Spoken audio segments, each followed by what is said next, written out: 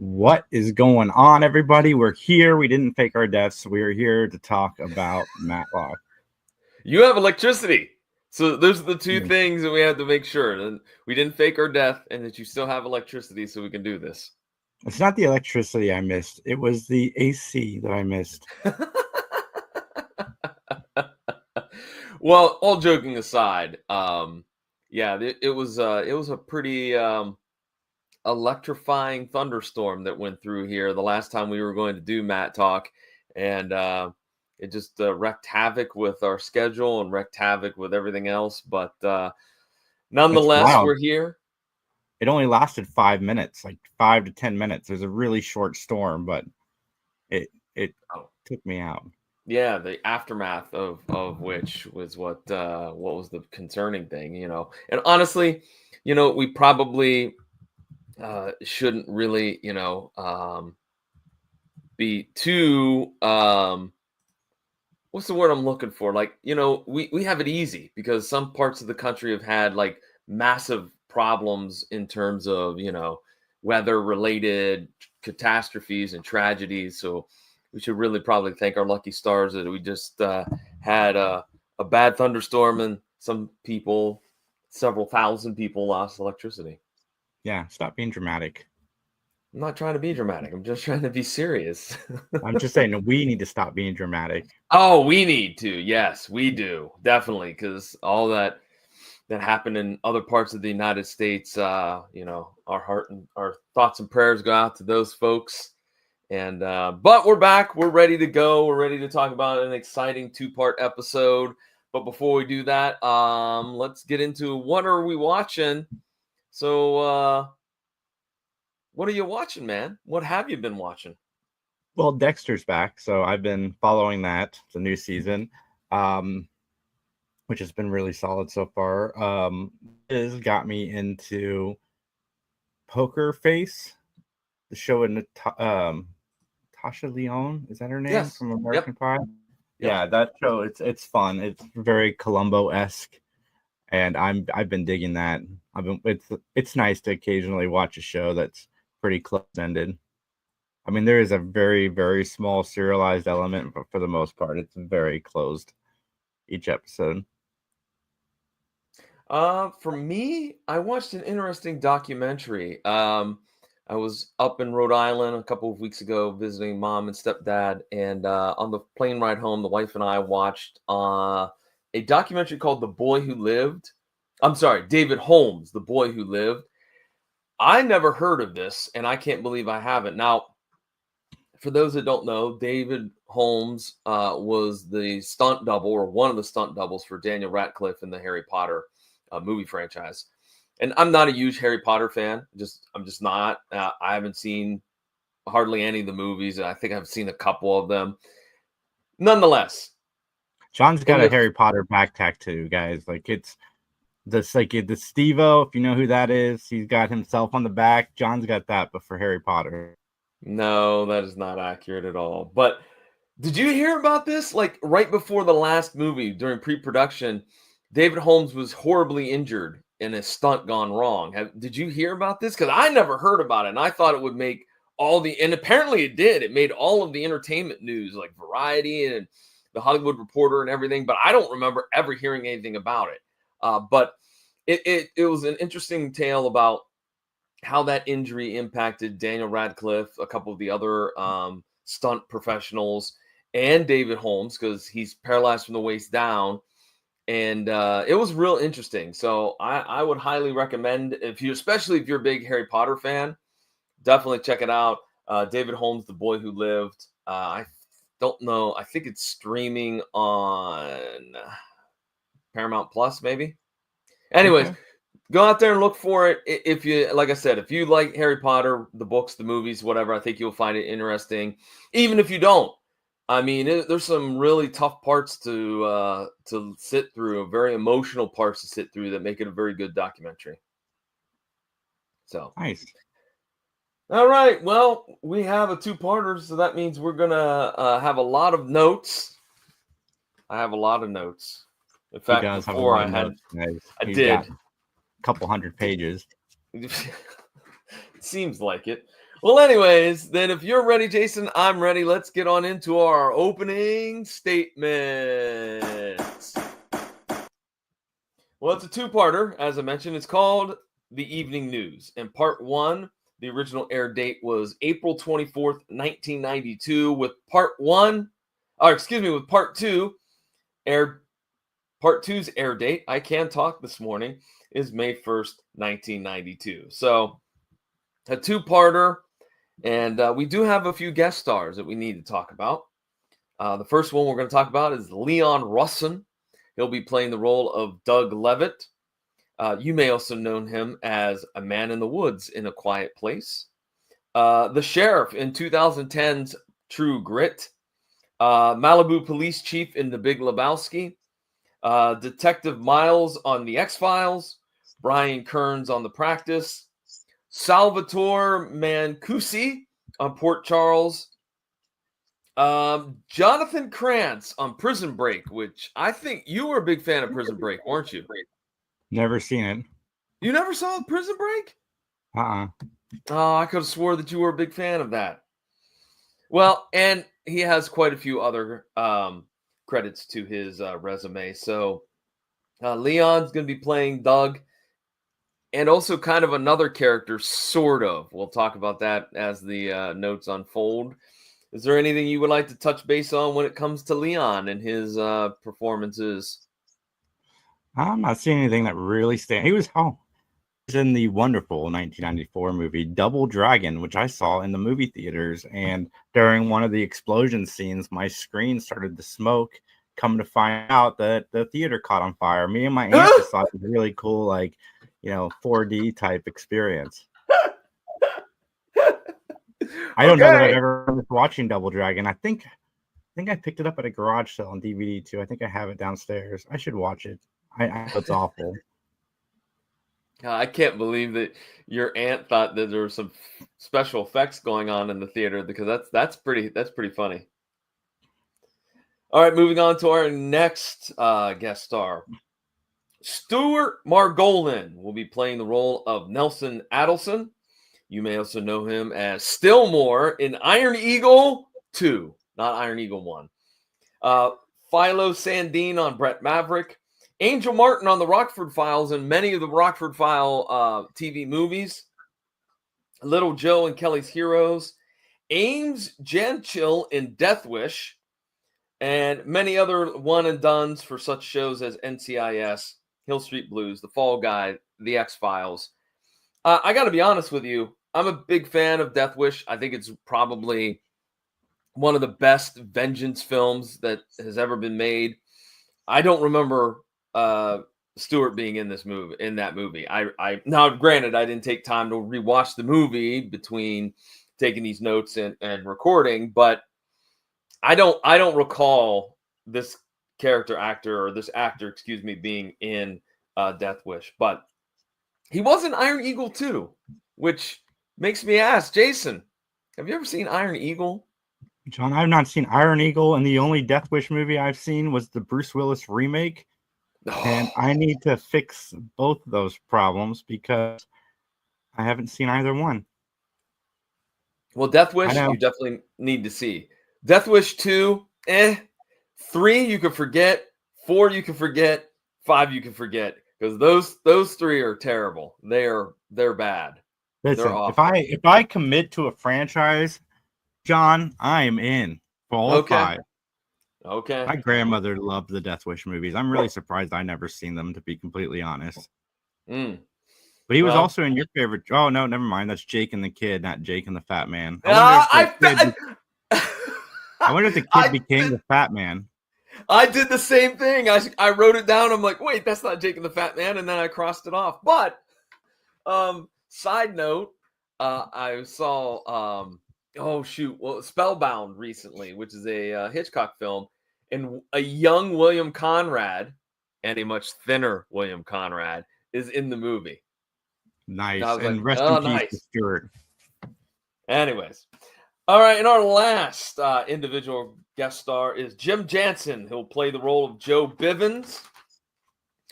You may also know him as Dean Wilkins in Water for Elephants, Reverend Archie Skinner in Gilmore Girls, the chef in AI Artificial Intelligence, Marshall Kennedy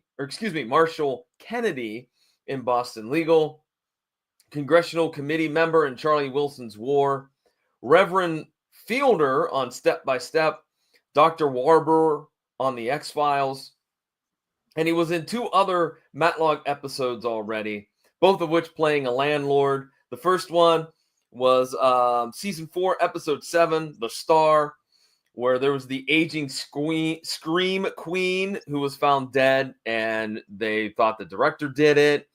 It was very kind of an over-the-top type of, like, they were doing a horror movie.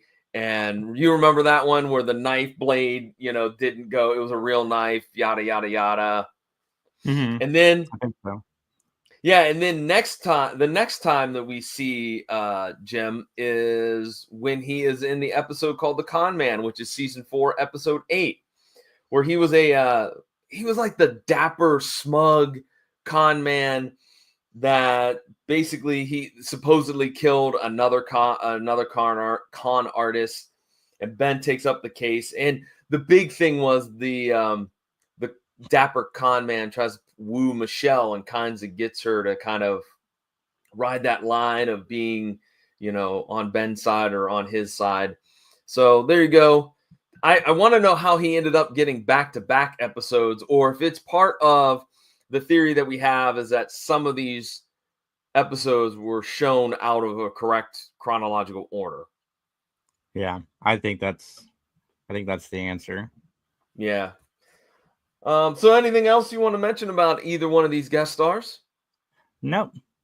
All right, then. Jason, I have to ask you a question. It's the question I ask you all the time. Hold on. We didn't talk about Robert Curtis Brown. Well, then let's talk about Robert Curtis Brown. He was in Murder, She Wrote, Halloween 2, the Rob Zombie one. He was also in The Handmaid's Tale, CSI Vegas, Station 19, Trading Places. Can't remember if I said Murder, She Wrote, but Murder, She Wrote, and the movie Stuart Saves His Family, the Stuart Smalley Saturday Night Live movie. I don't know if I even remember that movie. I'm trying to think. Do you remember the character? I do remember the Franken? character. Yes, I do remember the character. Oh my God, this was Harold Ramis directed this? How have I not seen this? Yeah. Wow, Vincent D'Onofrio is in this thing? Is in the Stuart Smalley movie? Yeah. Holy Toledo, Batman. I'm going to have to watch it because I like Rick Moranis and he directed it. Now, let's be honest. There was a period in time where Saturday Night Live was cranking out those movies, and a lot of them were not very good. This came out, I think, the same time as It's Pat movie came out. Oh. Which I wonder if It's Pat, that'd probably be canceled now, right? Oh, yeah. Yeah. In big giant red letters, it would have canceled across it. Yes. Not very friendly to the society that we currently live in for some individuals. And we'll leave it at that. Right. Well, John, all right. After this, I'll be watching Stuart Saves His Family. And did you watch The Ladies' Man with Tim Meadows? I have not seen that. Okay. Look, here's the deal. Wayne's World was fantastic. All right. Even Wayne's World 2 was good. But that was a one-time deal because, look, I think those type of sketches, they only have like a small shelf, a window, you know what I mean? Like, for example, I love the Trailer Park Boys out of Canada, but their movies are hard to sit through because it's geared to be like a 20-minute skit. And when you get to 90 minutes to 2 hours, like the gags run thin, So I don't know. I mean, Blues Brothers was okay. People really like Coneheads. I'm trying to think of what else came out. Saturday Night Live related. Tommy Boy is technically an SNL production, even though it's not a character. Superstar. And then Night at the Roxbury. Oh yeah. which I have not seen. I have not seen that either. They're funny. Chris Kattan really wants a sequel to that. I have a feeling. I think Chris Kattan is looking for a lot of things to be sequeled so he can ride on in there. Yeah, it's hashtag justice for Chris Kattan. I don't know if he's done anything bad or not, but no, do not hashtag that. Let's get him back into movies. All right. Well, anyways, Jason, I have a question to ask you. And that question is, are you ready to give your opinion, solely your opinion, and only your opinion, so help you? Corky Romano 2. I do. Let's get ready to testify.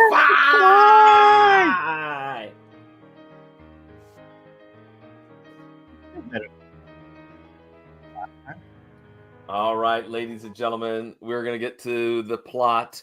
When a reporter and a rich businessman conspire to rip off some real estate and frame an innocent man, Ben steps in to defend the innocent man. Opening scene, cityscape at night. There's a newscast about Southgate fire.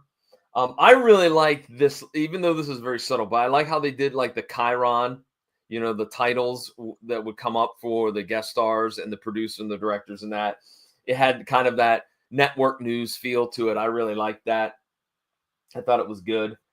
We cut to a courtroom where a interview is going on. Mr. Finley, Bill Finley, is interviewing Ben about his career. And I like that we hear about Ben calling a judge a jackass. We're starting off strong. He celebrates the word. Oh, he does. He puts a little oomph into it. Yeah, you can say anything you want on television now, Ben.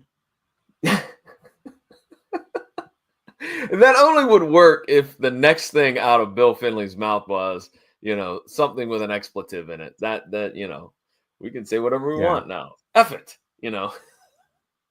But so Bill ends up asking Ben about court cases that he has no idea about, including one that's clearly thinly veiled as a Rocky and Bullwinkle mention. And basically, it's just a big rib on Bill Finley. It was like the producers had fed him a bunch of lines to read, which, okay, I guess that's a funny rib. But number one, to me, I didn't think it was live. I thought it was just a regular, just like a shoot, like they were shooting it and then they were gonna post-production it. So, like, I don't get what the rib is. Like, I don't see where it's so funny or so ingenious or anything along those lines. That he would say. I mean, they were watching from behind the camera. It was just for them to have a quick chuckle. Yeah, but I just think, like, I don't know. It was something that I just thought. And then again, why didn't Bill read through these questions before talking to Ben? Well, he obviously doesn't know who Rocky and Bullwinkle are. No, he's not the brightest bulb in the pack. And he'd be of the age where he would know that. You know what I mean? Like chronologically aged in that way. I don't know. Well, anyways, we cut to a scene then where Doug has a meeting with Diane Doug and Albert has a meeting about Diane and her ratings. And her ratings are not real strong right now. And then we cut to a scene where there's a press conference for Joe Bivens, who announces that he is running for Senate. And again, Bill Finley is fed a bunch of stupid press releases that are fake. And like an idiot, like this one's even more egregious because it happened to you once before. You think you would be a little bit gun shy and be like, I don't know. I don't know if I'm going to read this without proofreading it. You know what I mean? Mm-hmm. So when he finds out that when he finds out that he's duped again, he's really upset. And so he goes, and this time Doug says, hey, man, I know I was behind the first one, but this one, I had nothing to do with it. Well, turns out that Albert fires Bill Finley because of this, this controversy, if you will. So we go to a scene where Albert and Doug meet to discuss an error in the broadcast of the news from the previous night, where basically Diane had said that there was this property that was for sale. It wasn't really for sale, but Nelson Adelson had the land, and he decided, well, since everybody wants this land, I'll just go ahead and sell it. And he makes a killing. So they talk about how they're going to kind of take the option to kind of smooth things over and correct the story and whatnot.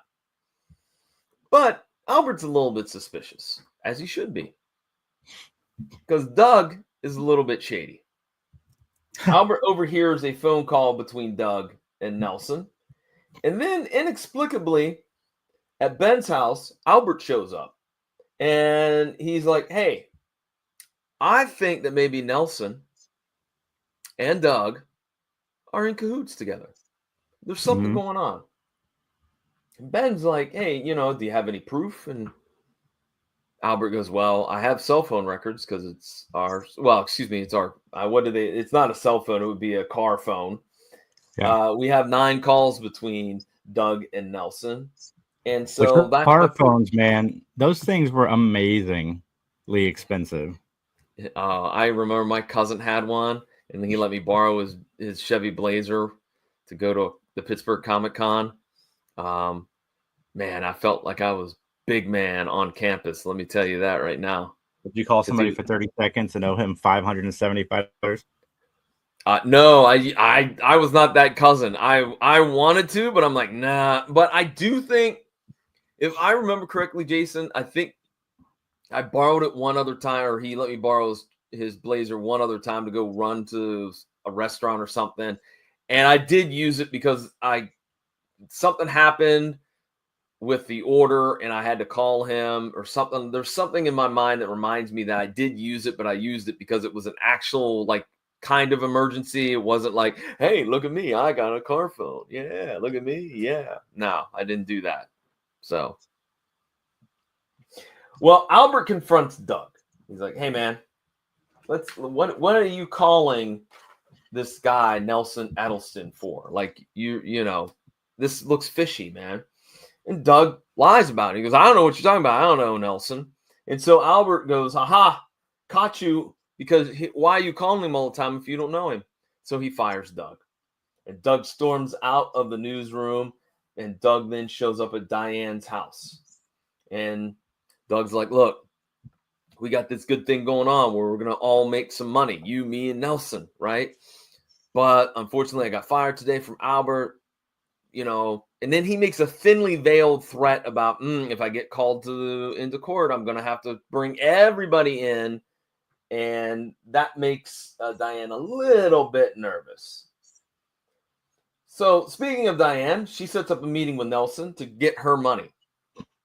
And they make an agreement for the money to switch hands. Basically, Nelson says, I'll get you the money. All right. But you got to wait a little bit. That's the thing with Nelson in this episode. He's always got you got to wait a little bit. Got to wait a little bit. I don't have the money on me. He's always got a valid excuse, or quote unquote valid, I should say. So in a scene that really didn't make any sense to me, and I don't know, you could tell me what you thought, Jason. Doug follows Diane to a construction site where she gets out of her car. She goes into the office. She comes out and she's got a little box with her. All right. And so I was really confused at this moment as to what was in the box. What did you have any thoughts on what may be in the box, or do you have any thoughts so far on what we've talked about here in this episode? No, but you don't. No, the best way for 3 people to keep a secret is if 2 of them are dead. Rule of thumb, ladies and gentlemen. If you're involved in a conspiracy, kill off your partners. Yes. Well, we go to a scene now where there's a janitor that throws some stuff away, and then a bum comes around and he starts rummaging through the dumpster. And then all of a sudden there's a flashlight, and Doug is there, and he's like, hey man, how would you like to make a couple $100, right? And so the bum agrees. And so he Doug gets him all like new clothes, gets him a haircut, gives him a shave, fixes his teeth.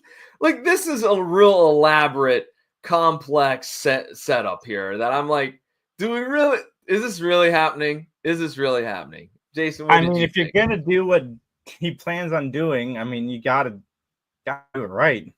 I guess, but this seems just really ridiculous. But nonetheless, the bum and Doug go out to his summer cottage. It's not determined which one of them we see walking in because they kind of look a little bit alike. But nonetheless, into the cottage goes Doug, we'll say, and kaboom! It all blows up because Diane was off in the distance watching. And I just got to say, like, I hope you know what you're doing because I have a feeling I've never bombed a house before or any structure, but I imagine it's not as easy as just going press a button. Like, I got to figure that there's something else you got to do. You got to hook up the detonator. And I don't know if that's in Diane's skill set. What say you? Well, I mean, I guess that we didn't have the internet back then. I did we have the internet in 92? No, we did not. Yeah. It's still about a couple of years away. I mean, we may have had a rudimentary internet, but it wasn't open to the public. I'll go out on a limb and say that. It was still in early stages, but I mean, we're pretty close to getting AOL. Like, we're within a year or two. But yeah. So I don't know how she knows how to. I mean, she is a news person, so maybe she covered a story. I think that is the actual excuse that they give for, not for Diane, but for somebody else. I believe it's in my notes. We'll get to that in a few minutes. Well, the bum was the one that blew up. And the cops immediately think that Bill Finley did it because he has motive to kill Doug, or Doug, if you will, in quotation marks. But Ben is representing Bill Finley, and Albert is paying Ben's fee. Now, going back a few moments, how does Albert know Ben? Because they seem very, very, very like close, to like they know each other somehow, professionally or personally. That's never discussed in this episode. Yeah, I think it's just from the story that he's doing on Ben. Okay. Well, Ben's very annoyed with him. I can't imagine they're friends because I mean, let's be honest, you don't have time for one annoying friend, and he's got Ace right next door. So this guy is probably just a guy that covered his story. Okay. All right. Or they run in similar circles, I suppose. I imagine that Albert, the head of the TV station, probably has had many opportunities to interact with Ben. Well, speaking of interaction, Ben interviews and discusses the case with Nelson. And Nelson and Doug, are they pals? Because there's a lot of phone calls. And, basically, Ben's like, for somebody that doesn't seem to be real close, you seem to talk awful lot. And then Nelson has an alibi, and it's the Ben Matlock alibi that we love, that we absolutely love, is that it can't be Nelson because he's cheating on his wife and he was in bed with somebody named Jody. Mm-hmm. Oh, there it is. The old I'm in bed with somebody alibi. Mm-hmm. Yeah, and Ben giggles, or he gets giddy about it again. Yeah, he does. Luckily for Nelson and all the other philanderers out there that need an alibi, Coldplay wasn't around. No. There you go. Ben is pulled over by the cops because he ran through a stop sign. And Ben claims that there's a brush that is kind of blocking the sign. And it doesn't matter. The cops writing him a ticket, and that ticket is $61. And I wrote down, why is this necessary? Like, why? Okay, so we're going to let the cat out of the bag. There's going to be several different scenes where Ben's trying to solve the case of proving that you can't see the stop sign, so you shouldn't have to pay the $61. It was ridiculous. It was a waste of time. It was dumb. It might be the reason why we had to have this as two separate episodes. I don't know. It was annoying. I hated it. I loved it. I thought it was funny. And I liked the fact that, spent more money trying to get out of the ticket than they did actually paying the ticket. So I was for it. Well, Albert has found some evidence in Diane's office, and it was some blank letterhead, which was used when we talked about Senator Bevin trying to run for re-election. So it's proving that she had a hand in that prank somehow, and that Bill Finley would have a gripe because of that joke got him fired. So is Finley been set up by Diane? And Finley thinks yes. And so Ben and him kind of discuss and argue about the case. So enter Conrad. Conrad and Ben are at Doug's place, and Diane meets with Nelson in the next scene, and she thinks that the cops are onto her. And she wants her money. All right. And she wants Doug's share of the money, and she wants it by Friday. And so they kind of set up a way that Diane's going to get her cash from this elaborate scheme of real estate. So here we go to another unnecessary stop sign silliness with a video cassette recorder that was clearly, superbly the 90s, if I must say so myself. Amazing. Mm-hmm. You know that cost like $800. Probably more. Probably. That's a low end figure. You're right. So those VHS recorders were not cheap. So Diane is doing the news when Bill shows up during one of the breaks, and he confronts her on set, right? And it gets really heated. In fact, the main boss has to throw Bill off the set and out of the building.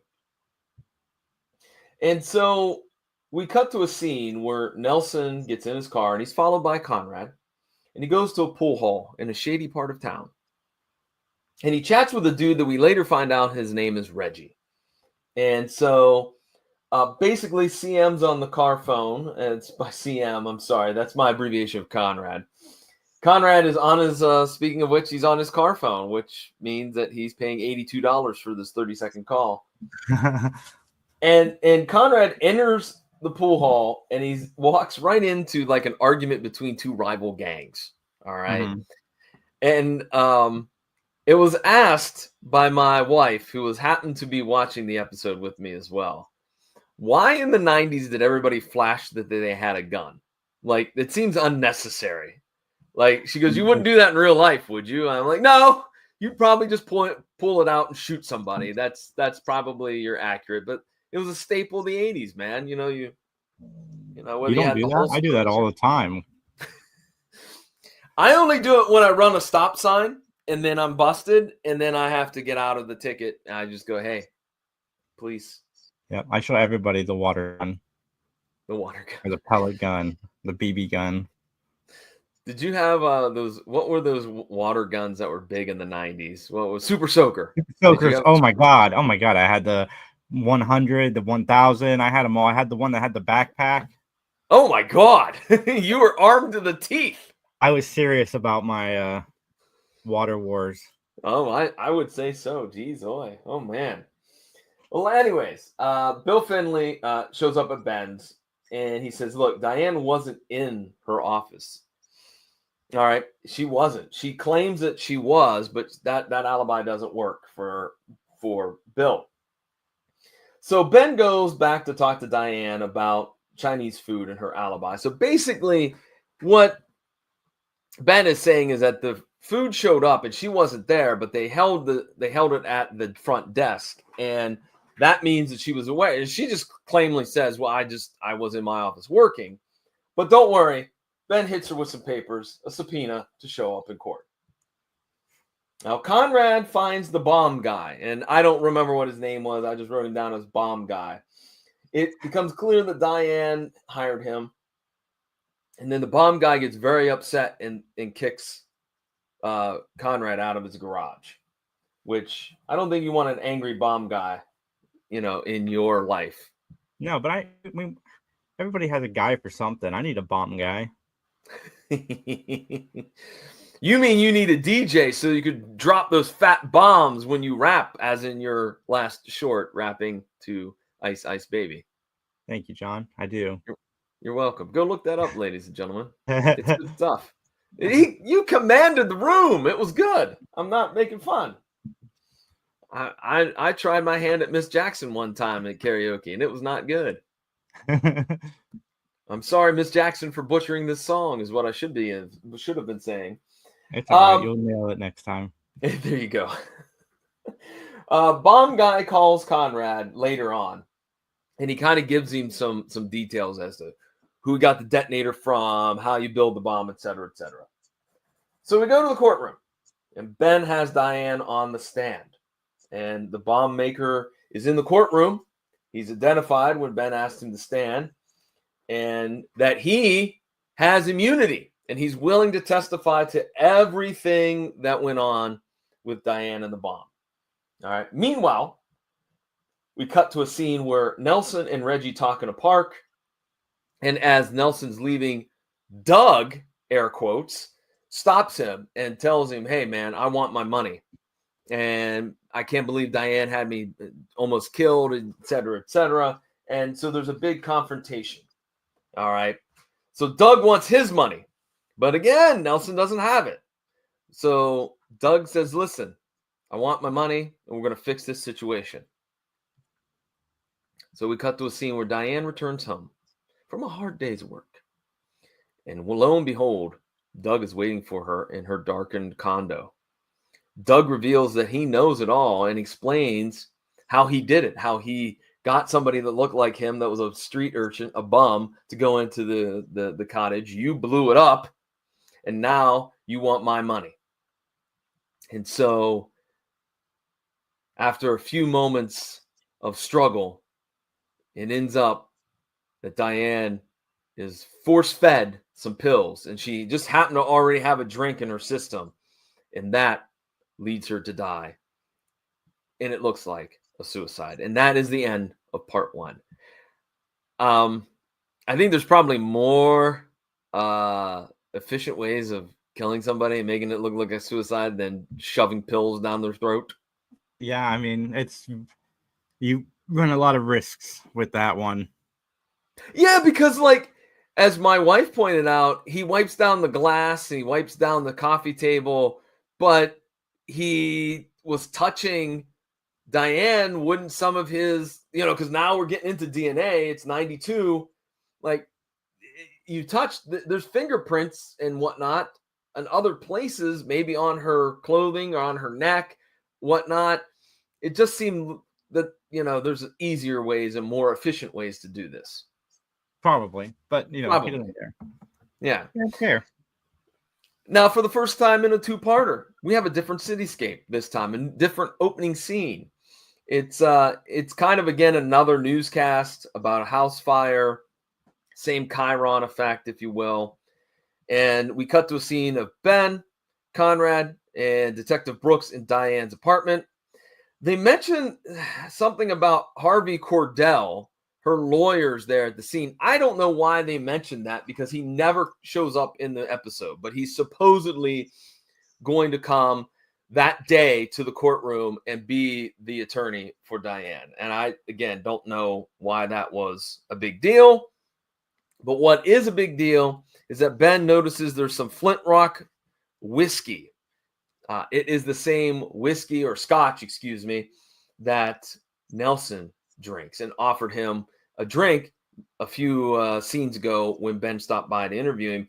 And it's really expensive whiskey or scotch, I keep saying whiskey, it's scotch.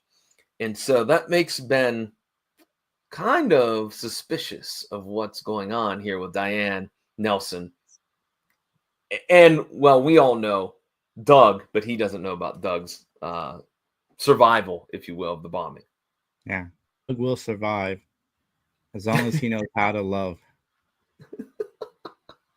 Do you enjoy the Gloria Gaynor version or the cake version more? I like both of them. The cake version shocked me when it dropped the F-bomb in the middle of it.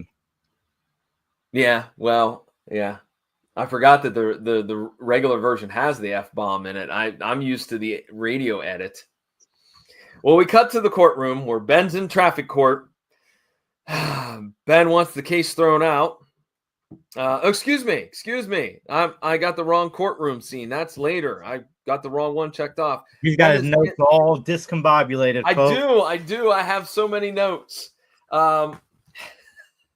I got to a point where I was running out of legal pads. That's for reals. Anyways, we go to the courtroom where Ben wants the case thrown out because obviously Doug is dead.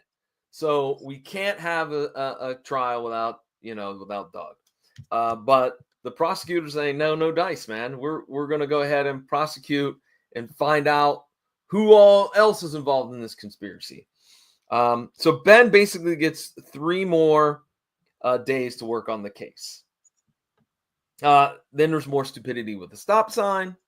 We'll leave that there.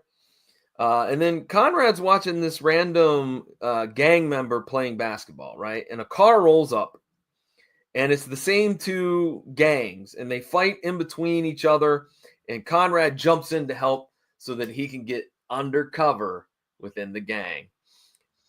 Gotta say, I think that Clarence Gilliard played this role pretty close to the vest. I dug his portrayal of the gangster Conrad, if you will.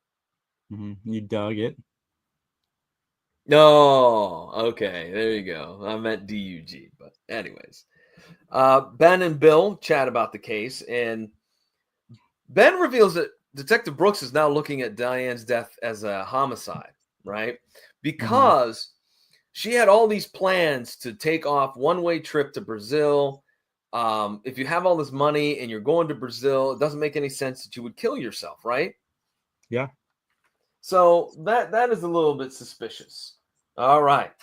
Now we got to find my other notes. All right. There is, let's see. Yep. Okay. There's more stop sign foolishness.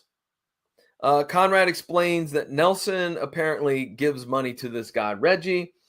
And then Reggie has his gang go down to the Southgate neighborhood and wreak havoc, right? So that then Nelson can buy up the land cheap and sell it at an exorbitant price. All right. So then we go to a scene where Ben confronts Nelson about the Flint Rock Scotch being in Diane's place and his association with Reggie, which he claims, I don't know what you're talking about. And so Ben kind of maps out all the events of that day. And what does, of course, wonderful Nelson say? I was at a fundraiser. I'm at a fundraiser trying to help the kids, the wayward youth of Atlanta. So then Doug and Nelson, they meet up in a bathroom, and it's revealed that the cops are looking at Diane's death as more of a murder. Mm-hmm. So Doug is going to skip town. He's like, look, I'm going to skip town. But Nelson's like, no, you're not. No, you're not. You're going to do one more delivery. You're going to deliver some money to Reggie. And so Doug indeed does that. All the while, Conrad is undercover. And in fact, some of the other gang members are like, are you ready for a little action? You going to raise some hell? And he's like, yeah. You want to make some money? Yeah. Well, you will tonight. That's what the one gang member tells Conrad. So we go to Bill Finley is at Doug's place. But he goes ahead and enters when he clearly sees that there's witnesses to him breaking and entering. The neighbor with the dog is right there. And so, nonetheless, even though he finds a clue, the cops are there and they arrest Bill. Then we cut to a scene where the gang sets a house on fire, but they get caught. And I like that this is an elaborate ruse by Conrad. This is some good stuff, because what we're going to find out in just the next scene at police headquarters is that we're going to get Angry Ben. And he chews out Bill for being stupid enough to go into the house, even though he found a clue.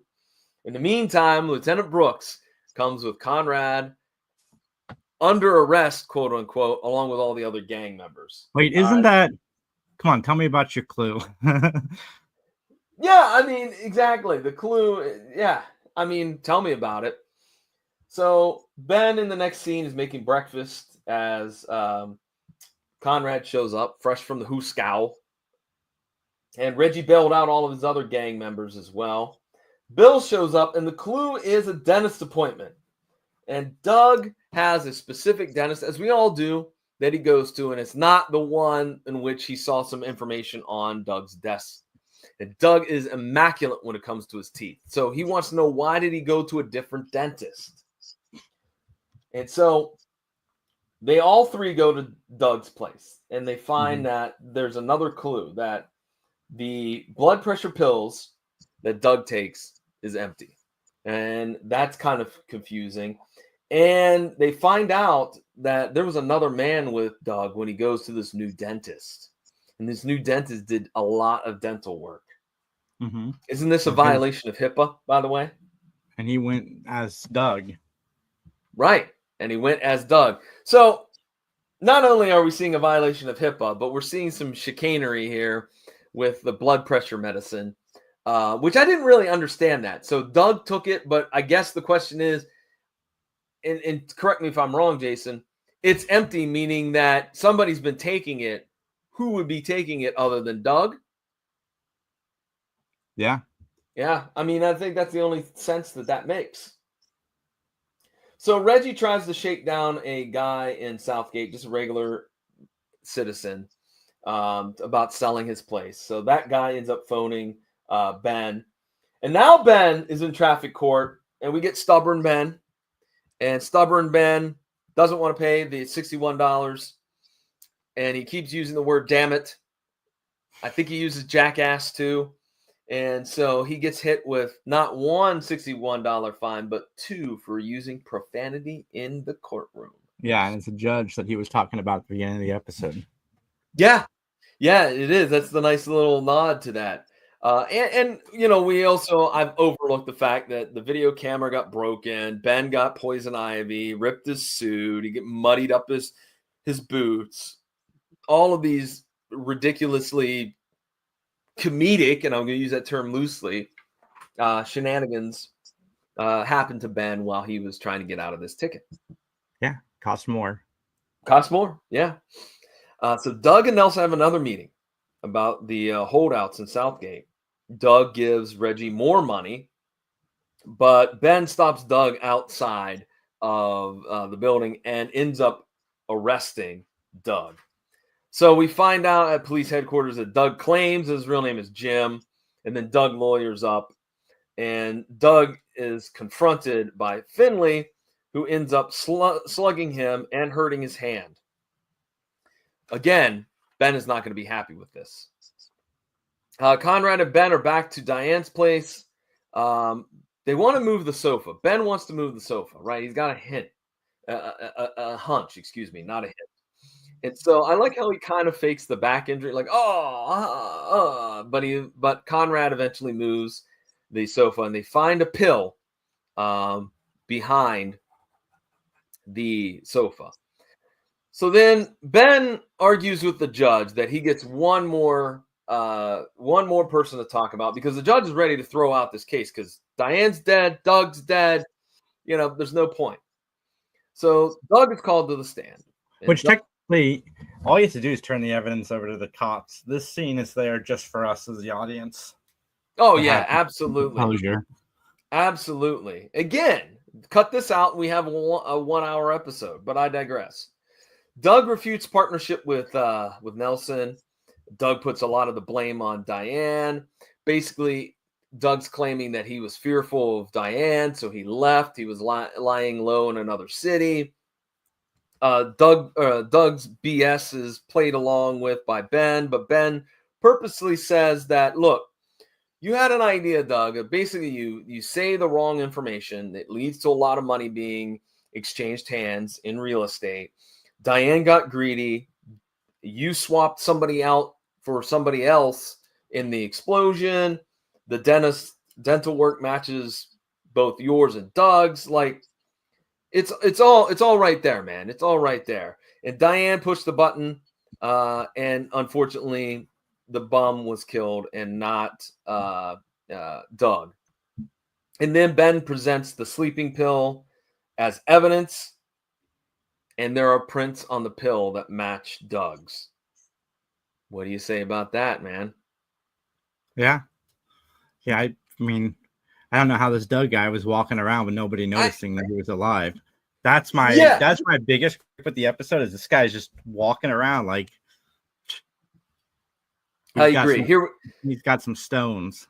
Yeah. Well, Bill Finley's back in the newsroom because Albert gave Finley his job back. My question is, would you take it? Because it seems like you were the butt of every joke. Like, I don't think that's going to change any, maybe a little bit, but I don't know. Would you want that job back after everything that happened? No. Well, no. Yeah, I mean, what else is he qualified for? He's not the brightest tool in the shed, or Well, you know what I that's mean. true. Yeah, that's true. So, all right. Well, Jason, is there any other comments, or should we jump on into wrapping up this episode? Let's do it, John. All right, let's get ready for our closing statements. This is the part of the podcast where John and I will fake our death, run off to Alaska, and live as Walter and Cronkite. I give this episode a 4. I had a good time watching it. It's one of my favorite two-parters. I know John and I are going to be completely split on this, but I had a good time with it. A lot of good time with it, except for my biggest gripe was that Doug's just walking around after he's faked his death. Like, not going to notice me. I'm Clark Kent. And that was Superman that died. So we're good. Okay. I gave it a 3, so I'm one lower than you in your I rating. thought you were going to go lower than that. No, because there were some good things. I liked the Chiron setup at the opening scenes. I thought that was cute and original. I actually thought that there was some good acting. I thought that Clarence Gilliard Jr. did a great job as gang member Conrad, because I don't know, sometimes it makes me feel like Conrad's not tough enough. You know what I mean? Because he's always involved in physical altercations and is on the losing end. But this, I think he pulled off real well. I think the lady that played Diane did a fantastic job too. I think she was a really good, conniving, cunning woman. I thought she did a great job there. I didn't like all the stuff with the stop signs. I know it was there for comedic effect, but in an episode that's going along, I think you could cut that out and just minimize it. You know, maybe we just needed like one scene, the setup scene, and then you could just insert some dialogue to explain it away. I also kind of agree with you. I think the plot was really jumbled here because you had Reggie's thing going on with the gangs, and you had Nelson's thing going on with the gangs, but also going on with Diane and Doug. You had Doug's fake death. There was a lot going on in this episode that I felt they could have streamlined some things down. Like, I don't know if Reggie and the gangs were necessary, to be bluntly honest. So, no, probably not. So, all right. With that, then, ladies and gentlemen, let's start wrapping things up here. Jason, what's going on with the Three Geeks podcast, man? We are live Saturdays at 7 p.m. I will be off the show for the next 3 weeks, but I will be back very, very soon. But guys, go check it out. We have fun interviews that we've released, shorts every day, lots of fun stuff happening. Jason doesn't want to tell you he's sitting out a 3-week suspension for drinking Max's beer. So I did. Sad. No, really, you're going on another adventure to doing more cons, right? Well, I will be wrapping that adventure up today, Jeff. I'm on my way back tomorrow. All right. So I guess I've only got another week off. Oh, wow. Look at you, Mr. Fancy Pants. I forgot. Anyways, to record. I'm like talking like it's now, but it's not. It's the future. Dude, we had them all duped, and now you had to ruin it. I know. Sorry. Oh, well, that's all right. Anyways, the PVD cast. Well, you know what? It makes it easy on me because I don't know what episode we're on in the PVD cast because we are pre-recording this. So, hey, just go to pvdcast.com. There's lots of great content over there. Again, available at pvdcast.com or wherever you find great podcasts. Check out my stuff. So with that, shall we get on out of here, Jason? We shall, John. As they say in court. Nothing further.